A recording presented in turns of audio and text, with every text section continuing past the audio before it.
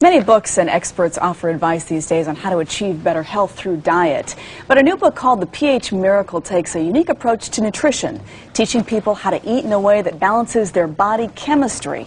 It was written by Dr. Robert Young, a microbiologist and a nutritionist, and his wife Shelly Redford Young, who is a chef. Robert and Shelly, good morning. Nice to see you. Good morning. I should say, first off, tell everyone that I actually wrote the foreword for your book. You asked me to do that. Thank you so much. We met about 10 years ago when you first started this plan. So tell me first off, tell everyone, what is the pH Miracle? What does that mean? Well, the pH Miracle is about changing lives and saving lives. It's a revolutionary scientific medical approach, a new idea, a new theory about how to, well, the theory is one sickness, one disease, one treatment, which is revolutionary, that disease is an expression of states of imbalance, that how we feel really has to do a lot about balancing our internal terrain.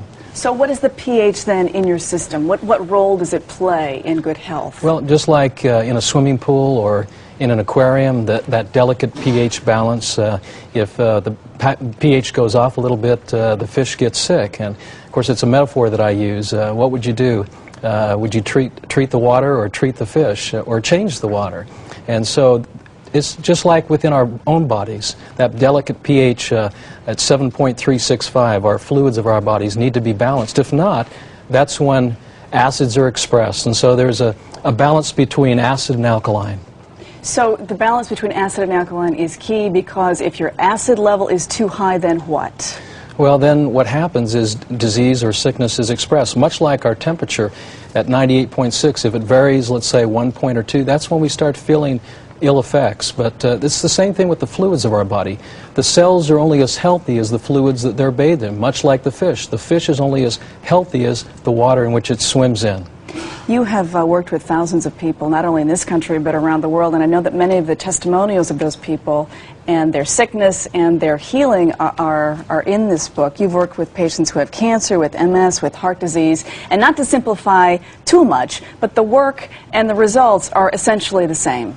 Well, it really comes back to that foundational theory that this one sickness, one disease, one treatment, that due to an inverted way of living, eating, and thinking, which disturbs the central balance and creates acidity within our systems, that then cells start breaking down, which then expresses various symptomologies. It's really not, the book is really not about disease, but it's really bringing balance to our internal fluids of our body. So how do you change that balance?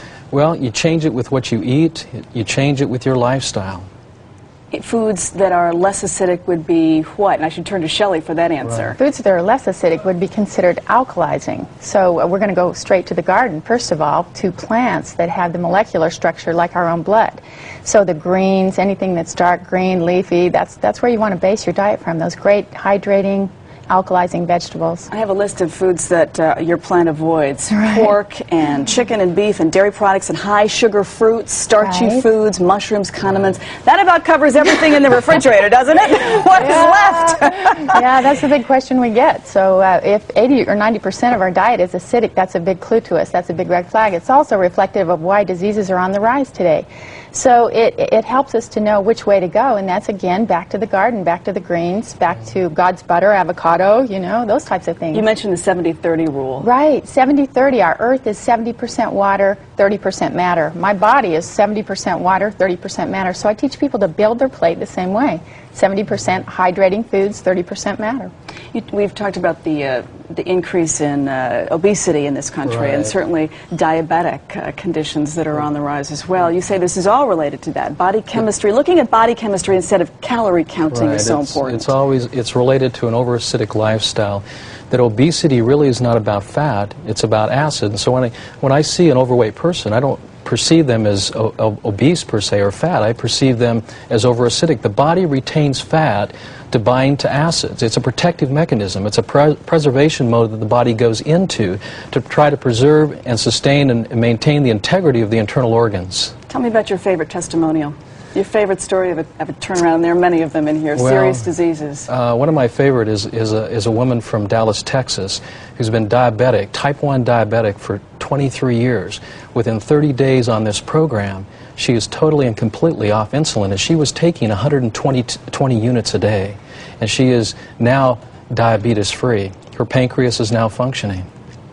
There are many stories like that, including type 4 cancers and all the rest of it. Exactly, so right. It's an interesting idea. You have to go into it with an open mind, I guess. Amazon.com has put you on its hottest new book list, Yeah. so that's terrific. Congratulations, Thank Dr. you. Robert Young and Shelly Young. It's nice to see you. Thank you. Thanks so much.